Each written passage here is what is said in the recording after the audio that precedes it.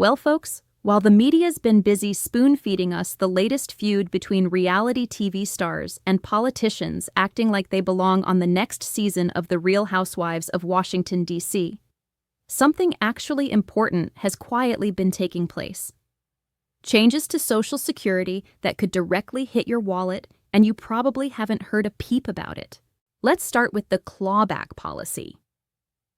It's a bland little phrase that sounds harmless, but let me tell you, it's not.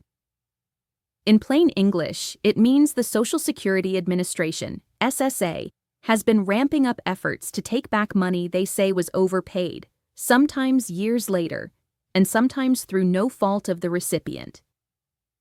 That's right. One day you're cashing your check and covering your bills, and the next, you're getting a notice saying you owe thousands. Why? Because they made a mistake. And guess who pays for it? Not them. Even worse, this policy disproportionately affects retirees, disabled individuals, and people on fixed incomes, those who can least afford a surprise bill in the mail. As if that weren't enough, there are now plans underway to close several local Social Security offices across the country. Here's a small sampling of the proposed list of closures so far. Macon, Georgia; Scranton, Pennsylvania; Bismarck, North Dakota; Flagstaff, Arizona; Medford, Oregon; Rockford, Illinois; Shreveport, Louisiana. These closures would leave large swaths of the population without easy access to in-person help, especially seniors and folks in rural areas who may not have the internet savvy or access to navigate the online system. Think about it. Not everyone has a tech-savvy grandkid on speed dial. And yet, you'd be hard-pressed to find a serious conversation about this on your evening news. Why?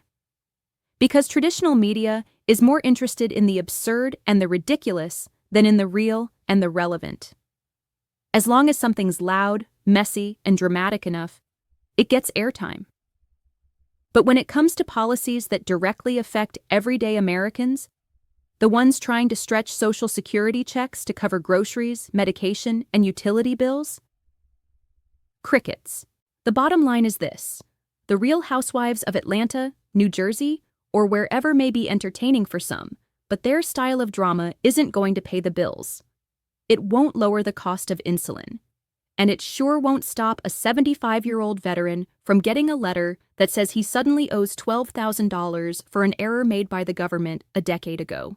This is the kind of story that should be on every front page and news ticker. But instead, it's buried beneath layers of clickbait and celebrity gossip. So it's up to us, yes, us, to pay attention, ask questions, and make noise. Because while the talking heads debate who won the latest shouting match, real people are losing access to services they've paid into for a lifetime. Stay sharp, stay loud, and remember, dignity isn't a luxury, it's a right.